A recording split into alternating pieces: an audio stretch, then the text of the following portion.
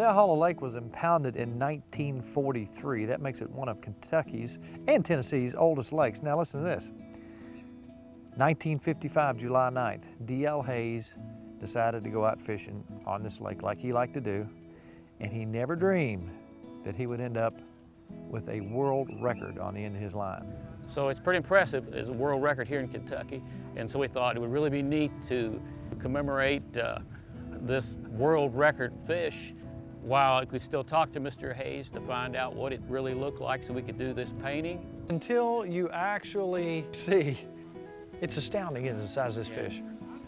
To read the measurements, to read it in a magazine about a record fish, but to actually see it in a color image like that, because I fully painted, illustrated with acrylic paints, it's just unbelievable. It looks more like a grouper or something. It's unreal. For a smallmouth bass, it's just astounding. You wanted to try to capture this fish as it was actually seen, as it came out of the water. Obviously, it was caught in 1955, and there were no color photos. Right. But there was a few black and white photos of the catch. And I studied those, like I had the measurements, and then I talked to Mr. Hayes himself extensively about his memory of the fish when he first caught it, live colors. And that's pretty much what I went by, along with, you and I had fished for smallmouth here in the lake just 2 or 3 years ago. And I took a lot of pictures and took special note of the colors of the bass here. And we actually went to his house not too long ago. Yes, we went to see him. After I did the painting, we had to go take it to him. That's great. I wanted him to bless it, because he was in on this from the start. Looks like 3D on there, doesn't it? We asked him for permission to do this project, and but he wanted to see it. And he blessed it and said it looked very close to his memory. Yeah, it's beautiful. So he was happy, so that made me very happy, and it was an honor to get to paint it.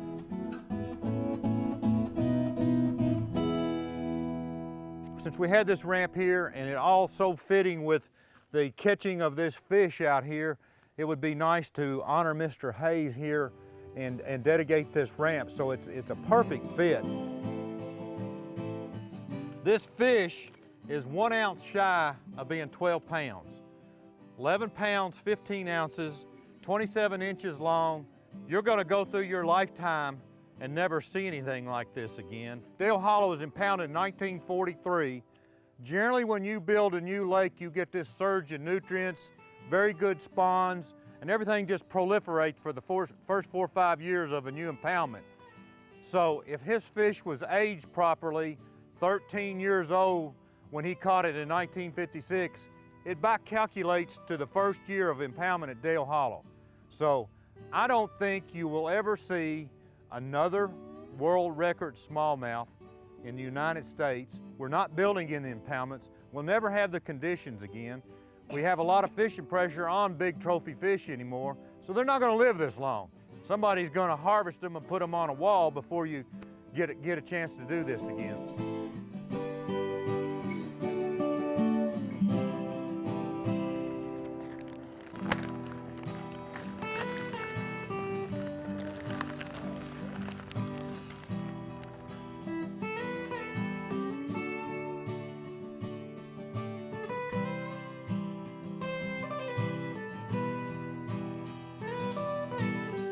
And what do you think about this sign, David?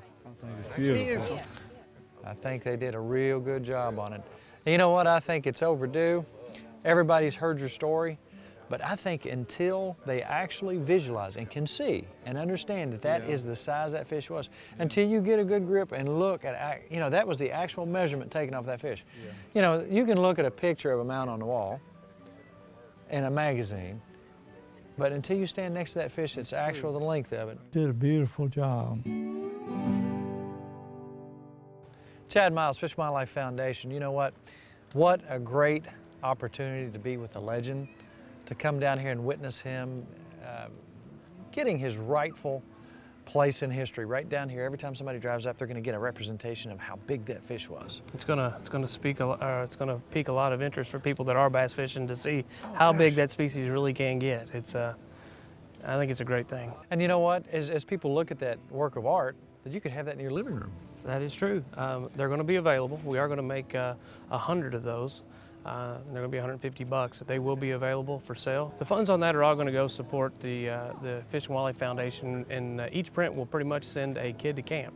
Wow. So we're going to try to sponsor 100 kids to go to our conservation camps this year, and Mr. Hayes agreed to do that when he first agreed to allow us to reproduce that fish. So it's for a great cause. They will have a Rick Hill's signature. Each one will be individually signed and numbered, and then they also have Mr. Hayes' signature on there as well as a replica signature. Wow. So it truly is a piece of history. Now the sign's up. In the lodge you can actually see a picture and get a real appreciation of the size of this monstrous fish. And D.L. Hayes finally has his day. What a great guy, what a deserving man to hold the record of World Record Smallmouth.